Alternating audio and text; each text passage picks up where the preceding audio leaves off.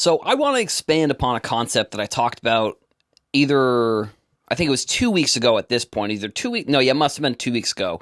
And shout out to John who sent us in a voice message kind of expanding upon this concept. And I thought what he said was really good. Danny showed me this message the other day, and he was saying something along the lines of that they should, rather than doing the base set, for the buyback program, essentially, that I was kind of thinking that they could expand upon. Well, they could do the base set, but the thing is, like, they sell the base set, so you probably can't do that. But if there was a way that they could do either like some of the numbered cards or some of the other parallels, like the numbered to the year parallels, or just now they have the random gold parallel that's not numbered, and then they have the rainbow parallel. If they were able to do it this way, I think that would be a very interesting concept, where you would then be able to get like a hobby box of that product or something along those lines. Like, I just think that there's, like I said, it feels like there should be a way to make base cards more not even just necessarily more valuable, but give them, and actually maybe not, I'll use the word value, but not in just the monetary sense. Like, because the one thing that always happens to me, and why I rarely buy boxes of cards anymore, is because I open the packs and then I just have all of these cards and I don't really know what to do with them. I mean, I think at some points I end up bringing a bunch of boxes of cards to Goodwill. I've done that a couple times, actually, because I look through it and see if there's anything really crazy in there, and if there isn't, then I'll just put all the cards back in the box, and then I'll bring it over to Goodwill, and I don't know where those cards go or what they do with them, but do what they do with them, yeah. But so I think the way that they could do this too, like I mean, I think, like I said, that the idea of the parallels, or just basically any of the parallels or inserts or something like that. Like, I think figuring out a way to make those cards, like, because yeah, sure, the rookie cards that are numbered, those ones are going to have value. You can probably sell those for a pretty, if it's a rookie card and the rookie's like a really premier one, you could probably sell it and get some of your money back for the box. But it's like the rest of the 300 cards that are on that base checklist, like those numbered cards are not very they're not very valuable. Now, obviously, there are collectors and people who they collect those cards specifically. So, like, this would also be a way for them to, this would be a way, and maybe it's different. It's a way for them to collect the cards, and then, they could get a reward, or they could just keep them. I mean, this is kind of the other thing with collecting. Like, you can do it any way that you want. So it's like, if you want to collect the cards and just keep them all, then that's I'm sure there's tons of people that are doing that. But a way that I think, I was thinking, this concept kept ringing in my brain. I kept thinking about it, and I think another way that would be interesting would be to, at the end of the year, because this, and I'm getting this idea, if anybody's played Madden Ultimate Team, you'll probably remember that first of all, that's a card-based game. You can buy and sell cards, and that's in my hobby story is because I was playing that game in MLB The Show, and I was like, there's got to be a way to do this with like real cards, probably, right? Like buying and selling them and stuff. And one year, or for a while, they actually did this. I forget how. I honestly hadn't played Madden Ultimate Team up until this past year in a while. Like, I played it when I was like right out of college, and then once I got into cards, I kind of stopped playing it. So probably 2015 to, I don't know, let's say probably like 2017 or 2018. So like 2 or 3 years I played Madden Ultimate Team. And one of the things they do at the end of the year is they do these cards, basically. And the way that it works is that throughout the year, it's just basically you can make a fantasy team, and throughout the year, better versions of the cards come out. So like at the end of the year, there's like an ultimate position player. And in the 1 year that I remember this happening, what you had to do basically was you had to collect every single base card from that position, and then you got a free version of that player that you could sell or you could keep, or you could do whatever you wanted to with the market. But so what that ended up doing was it made, like, because the way that it worked was the base cards were, I think it was bronze, silver, gold, and then elite, which was like red. So there was 4 different tiers of the cards, 4 different tiers of the players where you could buy them. And what it ended up doing was, because what people would do is they would like quick sell, or they would put the bronze and silver cards into like a set, and you could get a different card from that. It would make those bronze and silver cards more rare. And a few years they kind of switched it a couple times with, you had to have different things to get the card, to get the ultimate card at the end of the year. So like if they were to do this, and then at the end of the year announce like the full like comprehensive like list of the buyback program, basically, like and it would be different for every single product. Like it would be a different set of cards you need for every single product. And then there'd be, like I said, there'd be the tiers. So it's like you would, buy whatever cards, and it just would give the base cards, potentially some more value. And I get with, there's the big difference, I think, between that concept and then the Madden concept is like the reason that some of the bronze and silvers, which are like the lower ranks, the reason, and that's what the thing was, people would like invest in those cards. They would buy all the cards at the beginning of the year, or throughout the year, they would invest in all of these cards. So that way, at the end of the year, they could sell those bronze and silver cards for like a pretty decent amount of coins, because, like I said, people were like basically, they were burning, I guess was one way to call it. They would like burn the cards to put them in their set, so it made those bronze and silver cards more rare. Obviously that's not exactly what's happening with this, so you wouldn't really, the rarity of the cards wouldn't necessarily fluctuate. Like all of the cards would in theory be just as rare as one another.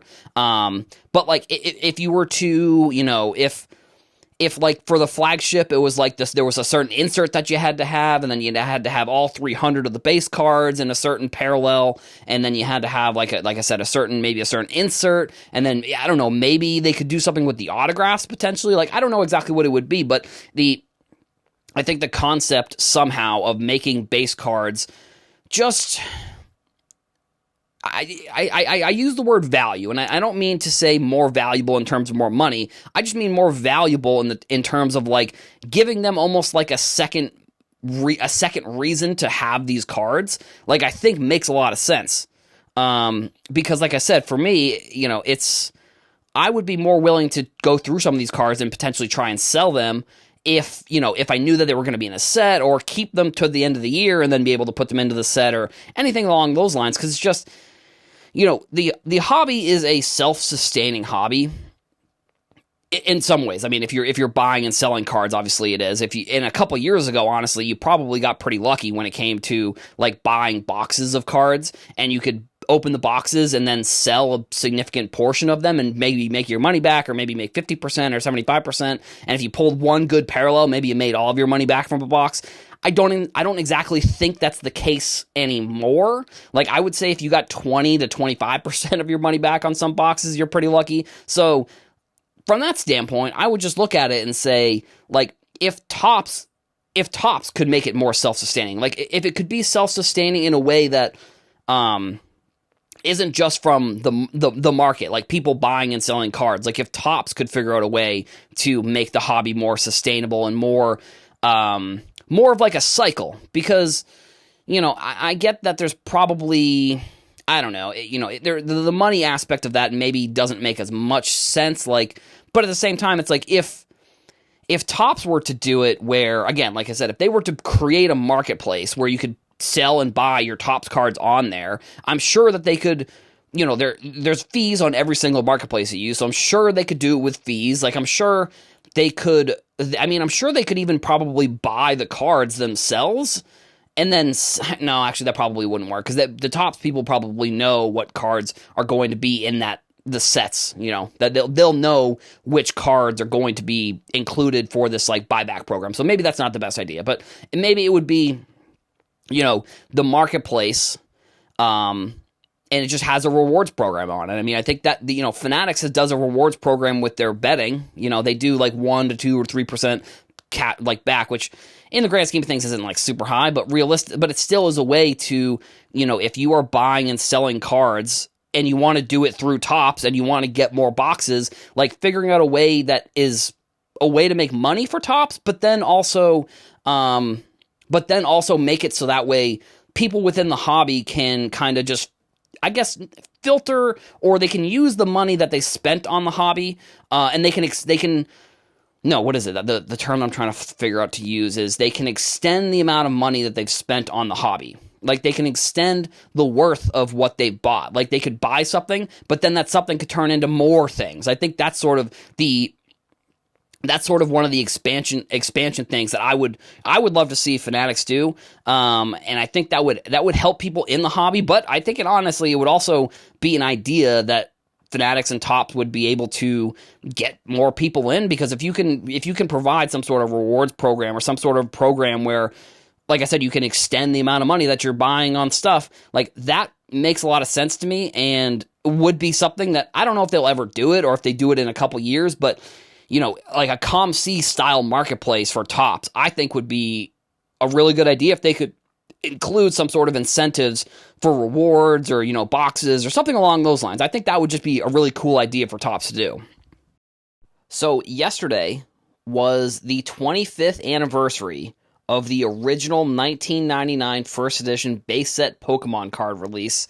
I saw this on, a couple different Twitters were talking about it, and I guess I have a couple different thoughts on just Pokemon in general. I mean, it's obviously a monstrous part of my childhood, no pun intended, but it's like, it almost seems like with Pokemon, for example, that the collectability, it became collectible because people wanted to play with the cards. And I think that's almost the contrary to some of the newer game releases, I think, over the past few years. We saw like the Disney, I believe it was Lorcana.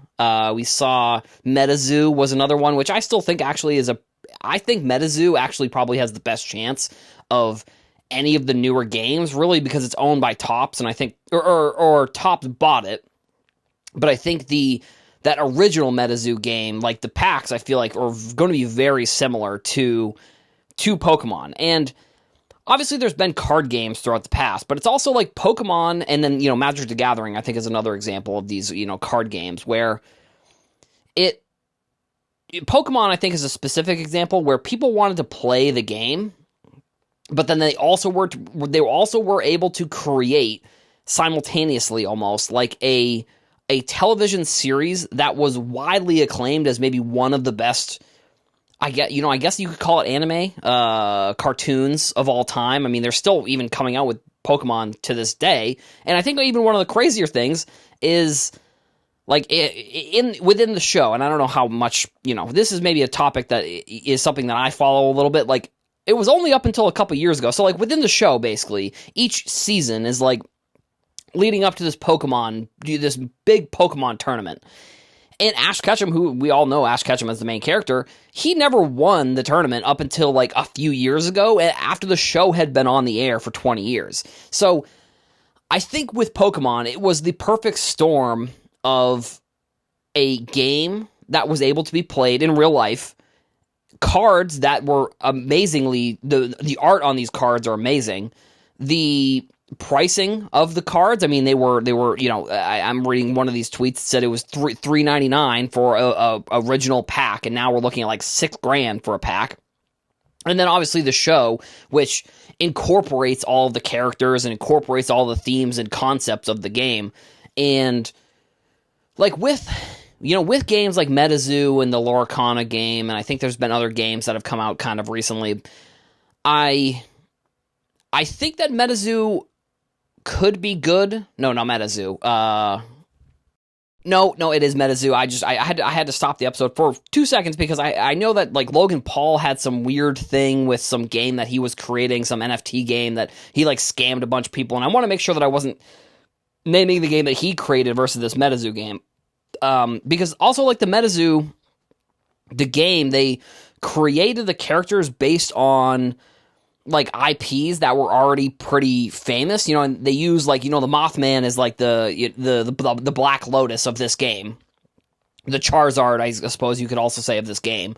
There are noticeable characters within some of the original sets, and you can buy the top set. I mean, I think I remember looking into this like a few years ago, like the MetaZoo in general, and like it was very. I thought it was very cool. I thought it was, I don't know, a little bit confusing, if I'm going to be honest, just because like I didn't really understand how to play the game. I mean, I never, like as a kid, I never played the Pokemon game with the cards. Like I just had the cards, and I had like a binder full of them.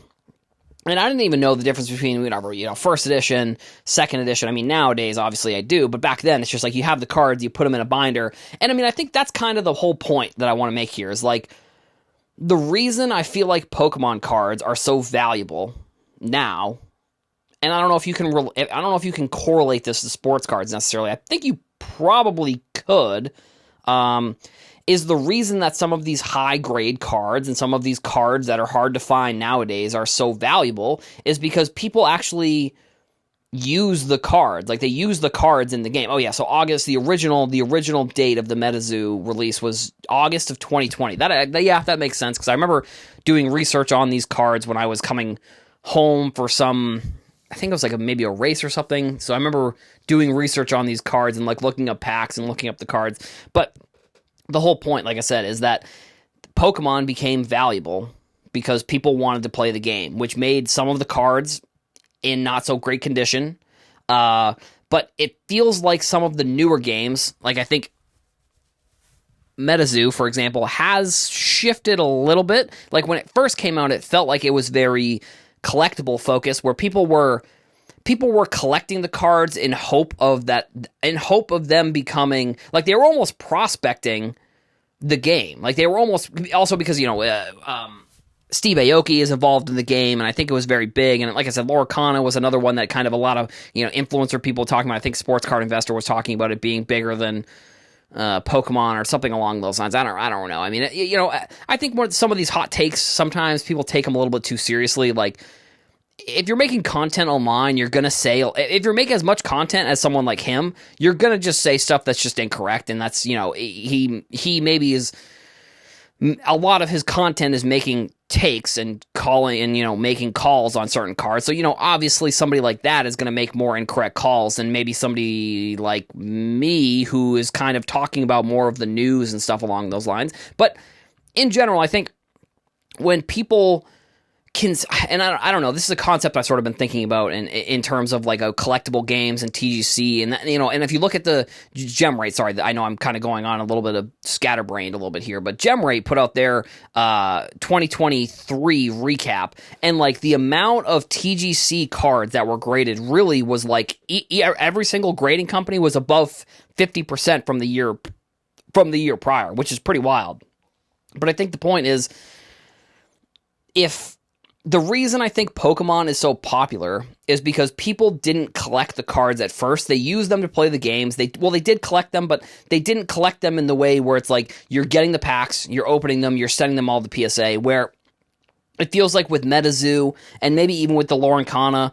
And I mean, I don't think the Topps Disney 100 or the that Chinese company that made the Disney 100 cards, or I guess that Japanese company that made the Pixar cards, I think that is a game. But like with those cards, it just feels like nowadays people are more focused on collecting them and almost, like I said, I think I mentioned this earlier in the podcast, prospecting the concept of the cards, where the reason why Pokemon and, I mean, Magic the Gathering were so popular is because people open the packs and they were using the cards to play the game. Like they weren't opening the packs to collect the cards because they thought the cards were going to be valuable. And I think that is where sports cards maybe has lost a little bit of its luster, where people nowadays, I feel like, open up sports cards, and I think this is maybe due to a lot of content that's been produced. I'm going to be completely honest. I mean, I know I've made my fair share of content like this over the past, where it's like I talk about the value of stuff, and everything is so valuable, and there's value in everything, and not necessarily the collectability or the I'm going to use the word coolness, I suppose, but I don't think that's exactly what I'm trying to say. But like the value of the cards is the forefront of why people are getting the cards rather than just getting the cards. Like, and with the amount of, I mean, obviously with the amount that's been produced, I think that makes a significant difference. Like with the certain sets, and especially nowadays, like I think they've re-released with the Pokemon set. I believe it was a couple years ago. They re-released like maybe it was a 30th anniversary or something. I forget the exact year, but they re-released like the first original set as like a new set, which I think is good for people that are trying to play the game, because then they can get the cards. I don't think it really necessarily even affects the older cards, because I still think that those older Pokemon cards are still going to hold their value over the long term. Like when you're looking at the big cards, like the big obviously the Charizard first edition, any of the original first edition cards, I think are all going to hold their value over the course of the history. I also want to point out that it's like 1999, 25 years ago was not that long. So if you're looking at cards like that, or you're looking at collectibles like that, I feel like there's such a wide range of where those things can change and how they can become more popular. And, it is a thing where, in 20, 30, 40 years, maybe those cards are going to be looked at as similarly to like the 58 Bowman set, or like the 48 Bowman set, or like the, any of these early sets that were, popular, or like the 52 Topps set, or the 51 Bowman set for baseball. Like, they're going to be looked at that way, but we're still, we're so far away from that time frame that it's like, if you're looking to buy some cards, I don't think it's necessarily a terrible idea, like, especially now where we're at. I think the market has come down pretty significantly. And I don't know, I think in the long term, we may look at the market continuing to sort of go down a little bit. I just don't know. I don't know how to predict the market, honestly, at this point, because when everything was going up, I was like, oh wow, everything is just probably going to go up for a while. And then when things go down, it's because, the people with the big money left, and that's what ended up affecting the value of some of those cards. And when that's happening, you then see the MetaZoos, you see these other companies, and you see these other cards trying to take a space that it's maybe similar to like football. And I'll make this point and I'll kind of wrap up the episode. It's like quarterbacks are the number one card to collect in football. If you're looking at TGC, Magic the Gathering and Pokemon are going to be number one for sure. But when those cards become so valuable and they become so expensive, people start to look in other directions. They start to look at, for football, they start to look at running backs or wide receivers or tight ends. And in this scenario, maybe they look at like a MetaZoo, or they look at any of the other TCG brands that could come into play. So it's maybe something similar where it's like maybe these other brands don't ever become popular because people just want Pokemon. They just want Magic the Gathering. Maybe they just want quarterbacks. But I think it's an area where it's like when these cards become so expensive and so popular, maybe there's a chance that some of these other smaller brands could take some of the market share because people don't have the money to spend on those high value cards, and they still want cool cards, but they're looking to spend a little bit less on what they like versus spending an astronomical amount on a card that everybody knows about. I would say that I've been predicting this for a while, and maybe one of the more predictable moves that's going to happen, I would imagine it's going to happen this year, 2024. LeBron, either he posted, I saw it on Twitter, I don't know where he posted it, I'm sure it was probably Twitter and Instagram or something, but he posted a picture of him holding what looks like a Fanatics script. On the back of the script it says, The Origin of Greatness, the Collector. Now, we don't know exactly what this is. I think it's obviously not a Fanatics contract. I would say it's probably a script. I would say it's probably going to be something similar to what they did with Tom Brady. Now, let's say we go back to when Fanatics brought in a new player relations manager from Rich Paul's agency. We'll go back. Fanatics signed Bronny James to an exclusive. Then they get his autographs into Topps Chrome All-American Basketball.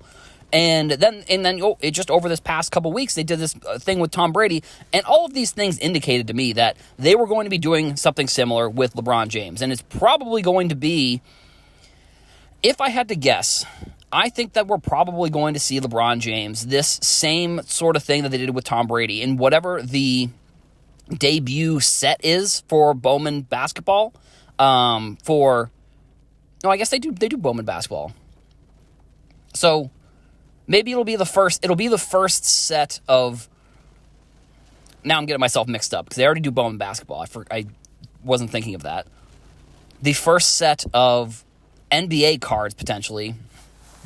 That's where I could see them definitely doing this program that I think that they're going to do with LeBron James. And that's what I've been saying. That's what I think everybody. It's not really even super predictable, if I'm going to be completely honest. Like this is what everybody's been saying. Everybody has been saying that it's just a matter of time before LeBron James comes over to Fanatics because of all of these other moves that Fanatics have made to court LeBron. And if there's one thing that we know that Fanatics knows how to do, they know how to do a deal. They know how to create, or not do the deal. They know how to do business in a way where they're not just going to make the obvious move right away. We saw that they did this with Topps. They didn't just straight up just buy Topps. They waited until Topps was going to go public, and then they got the baseball license. They bought the baseball license, which was Topps' biggest asset. Topps becomes a lot less valuable. They're not going to go public anymore. And then that's when Fanatics steps in, and that's when Fanatics buys Topps. So I think that these are strategic moves, and I think also the Brady campaign, I think, was also a very strategic move for Topps and Fanatics in this standpoint, because you look at how successful, I guess it was successful. I mean, it was a mainstream campaign. It wasn't just like, I feel like sometimes with sports card campaigns and videos like that, it's popular within sports cards, but it really doesn't hit the mainstream. Like the Patriots, the Buccaneers, the NFL, the MLB, they were all tweeting about it, which granted, if I'm going to be honest, they worked with those they worked with the sports and worked with the teams to make sure that they were going to put out this media. I think like the Expos, I don't even think they were like a real, like you had MLB tweeting out Expo versions of Tom Brady and what his stats would have been if he had played baseball. It's like, again, very all calculated, all very strategic business moves, getting that agent from Rich Paul, getting Bronny James, and now LeBron James. And we have already seen potentially in Bowman basketball that there's going to be potentially a one-of-one LeBron James, Bronny James autograph. And there haven't been, and that means, I think that would indicate that LeBron James's exclusive with Upper Deck must be over. I'm not 100% sure if that has been like something that was announced, like, or what exactly it was, but the fact, we haven't seen any LeBron autos in Panini products in like forever. And, that could be because he has that exclusive, but it's going to be the same thing. And I'm wondering if this is also going to be a move to get LeBron into Topps products after he retires, because I forget, another thing that I know that it's like Michael Jordan isn't part of like the Players Association or something like that, or there's something where that's why there's no Panini Michael Jordan cards. Like that's why you don't see any Prism Jordan cards. And it was going to be the same thing as LeBron.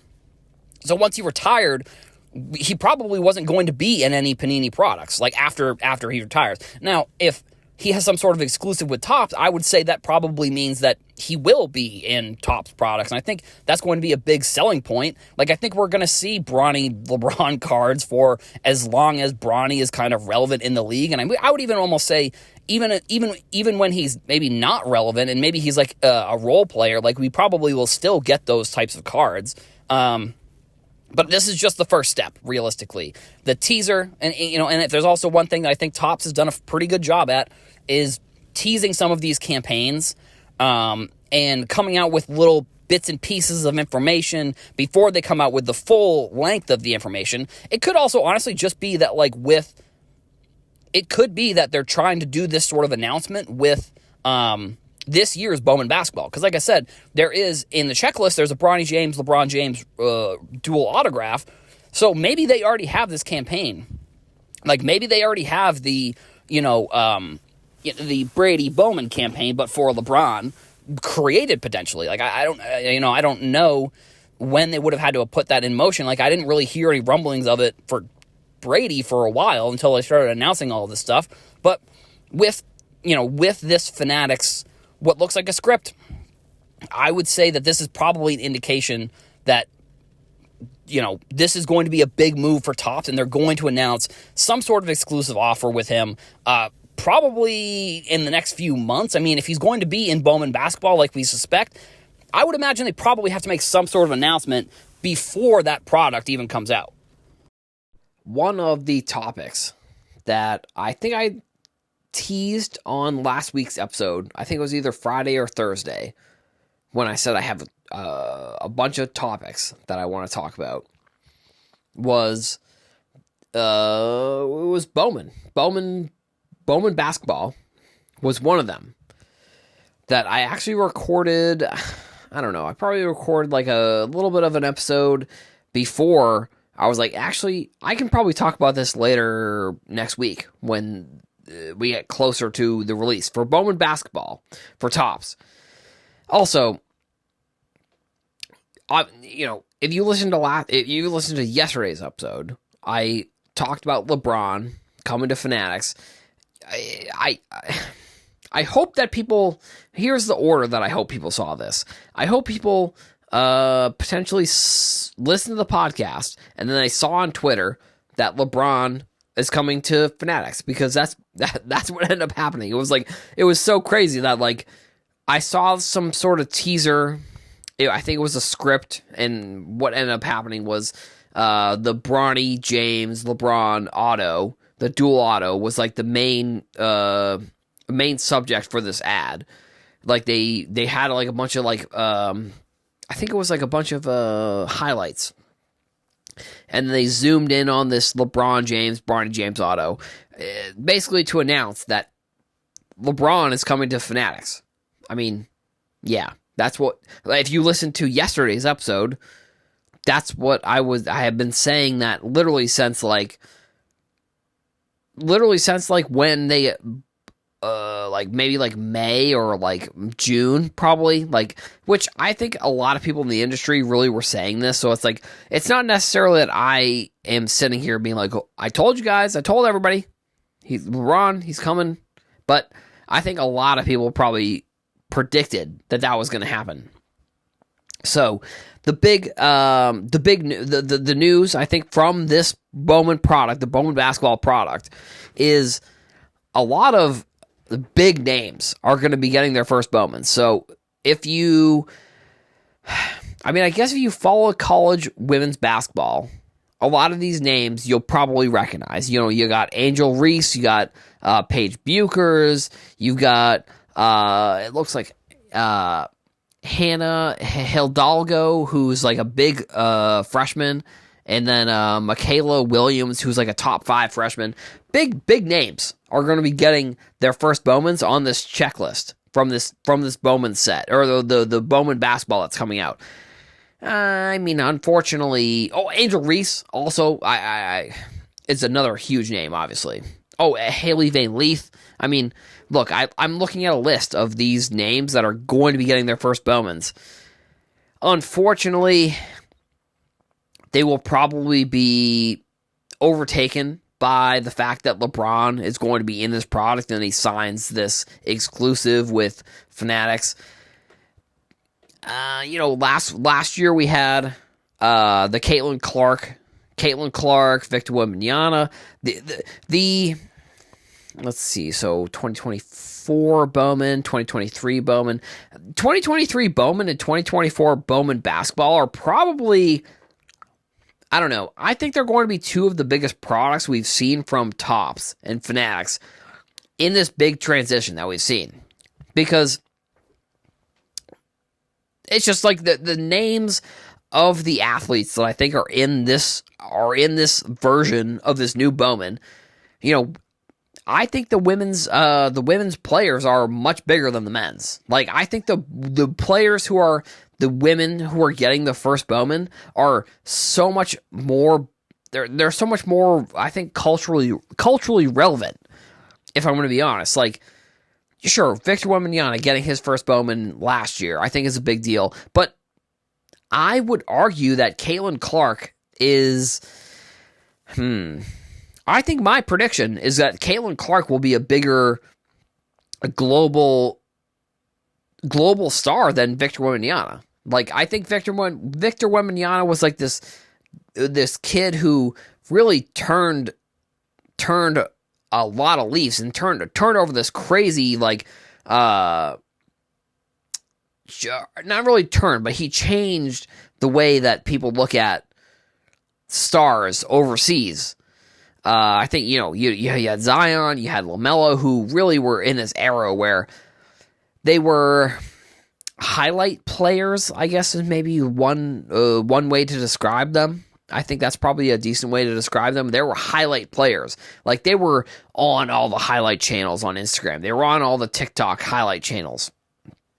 And Victor Wembanyama was like, kind of, he did this, but he also has come to the NBA. He's been fine. He's been pretty good.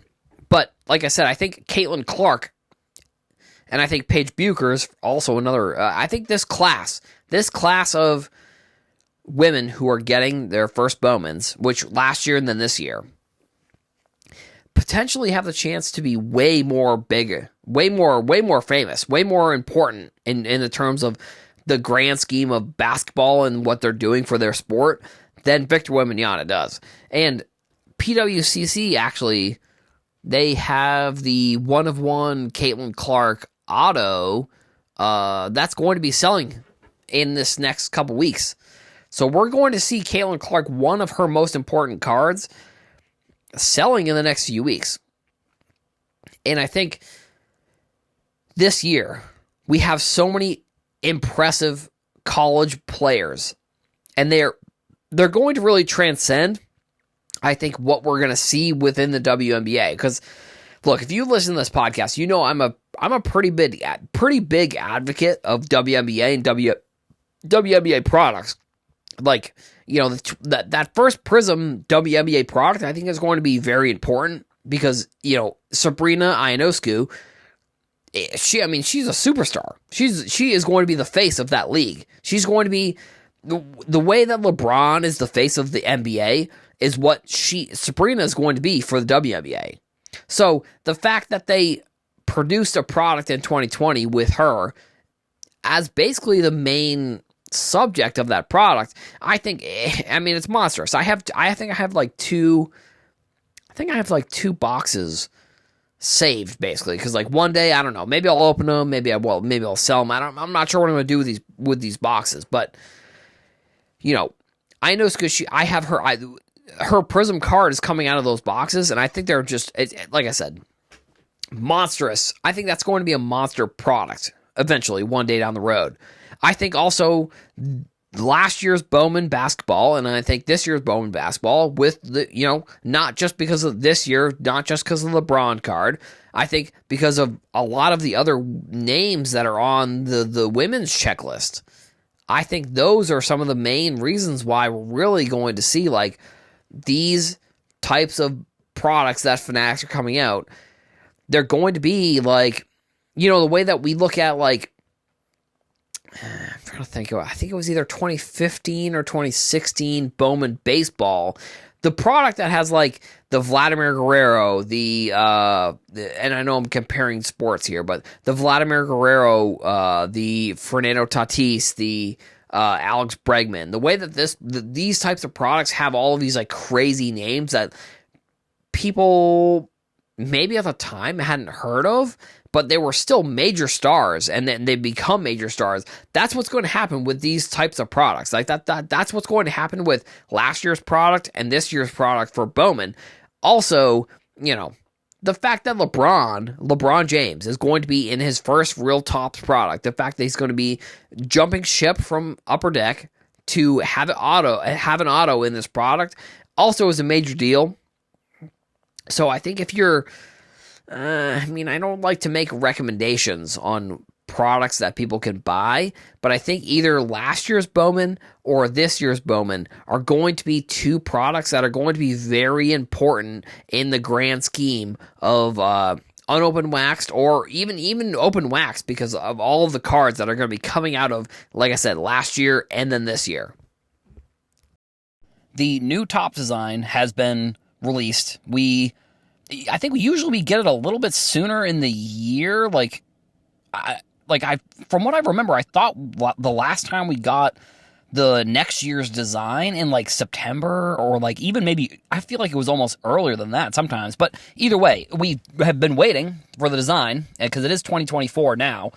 And I guess that means Topps flagship is probably almost on the way too, which is actually sort of wild that we're already getting into the new year for baseball products, which, like, if you look at the calendar, I mean, time is flying. Like, players are already almost reporting for spring training. Like, they're probably like a month away from reporting for spring training, like, which is super. I mean, it's good that baseball's back. Basketball and hockey are always, they're fun to watch, but I don't know. There's just something about baseball when it comes back, and it's like, you get excited for the spring, and the sun starts setting a little bit later because we have, I think it was like December or something, we flipped on the time of when the sun starts setting, and it starts getting later and later, where before it was getting earlier and earlier.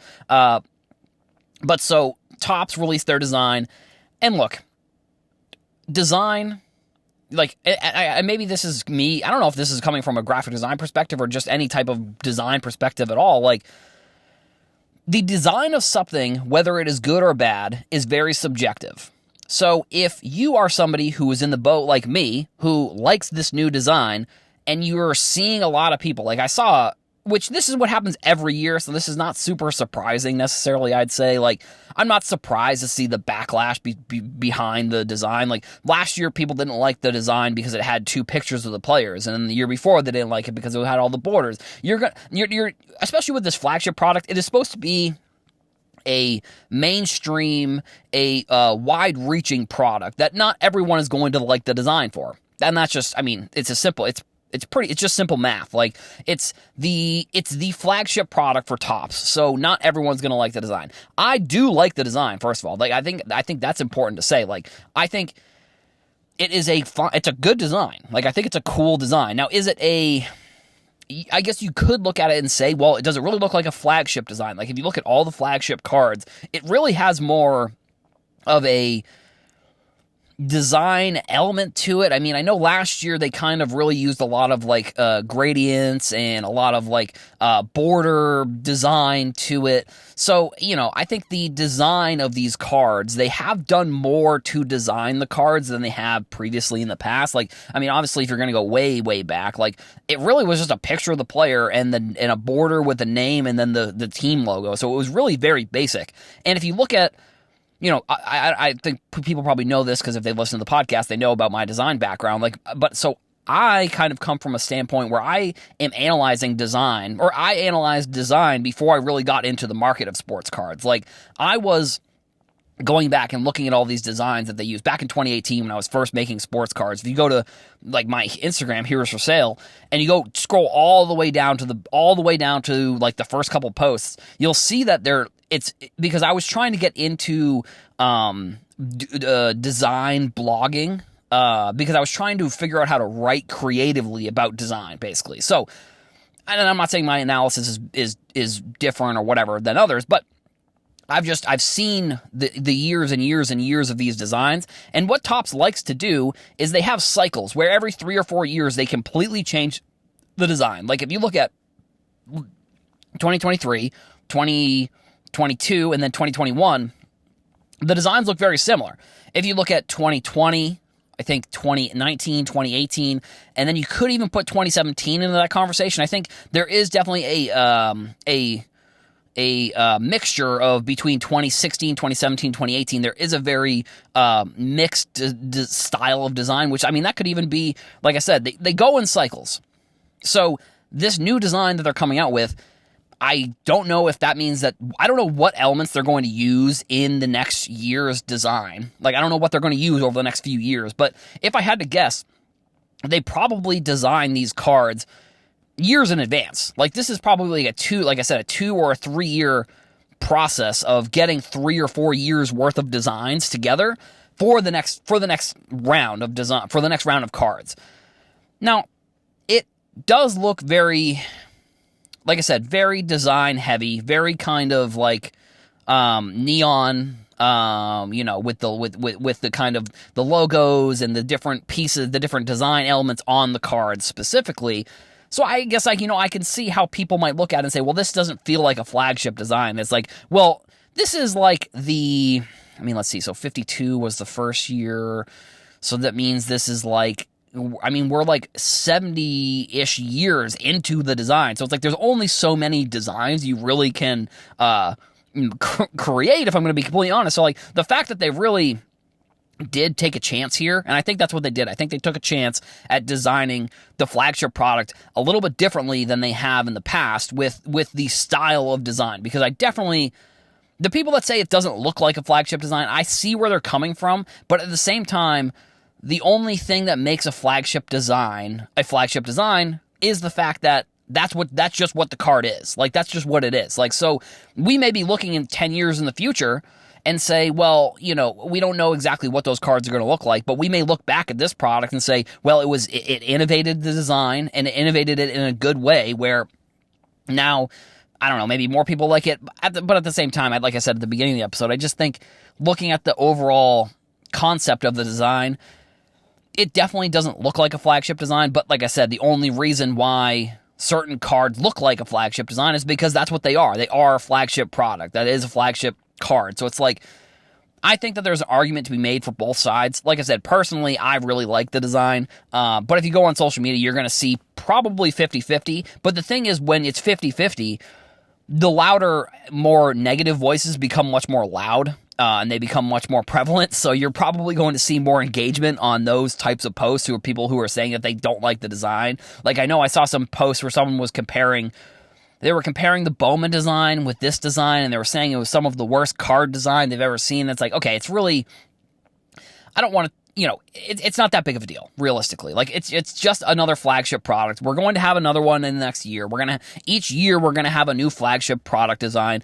So if you don't like the cards, then don't buy the cards. That's kind of my also thing that I've said for a while. Not even just about design of cards, but just cards in general. If you don't like the cards, then just don't buy them. Like, there are a multitude of different products and cards you can buy that I guarantee that throughout a year, there is going to be a product design that you like. If you don't like this one, the flagship, maybe you'll like Heritage, or maybe you'll like Allen and Ginter, or maybe you'll like, any of these other, Topps Finest, or any of these big products that Topps comes out with that have these different designs. This is just one throughout the year. So, like I said, I like the design. I'm interested to hear what people have to say, what they think about the design. Like, I think it's good. I think it's innovative. I think they really are switching things up. And this was the year where we were going to see a big change in the style of design. And Topps definitely produced a card that looks a lot different than it has over the past few years.